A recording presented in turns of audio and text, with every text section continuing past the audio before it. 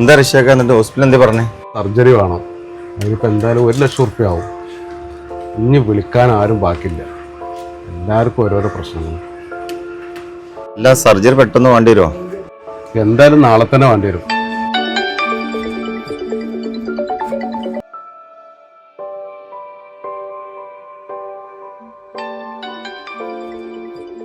എന്താ ഇനി ചെയ്യറമ്പ്?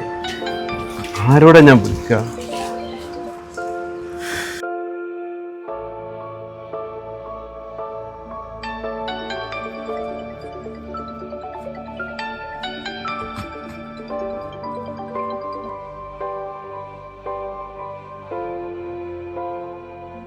എന്താ ഋഷിയൊക്കെ ആ ഫോണിൽ വിളിക്കുന്നു? കുറെ നേരമല്ലോ, ഒന്ന് എടുത്തോക്കണേ.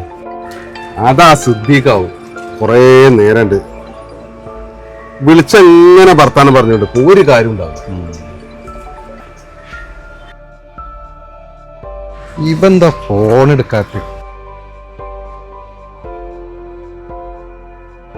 എവിടെ ചങ്ങായി ഇതിന്റെ ഫോൺ എടുക്കാത്ത?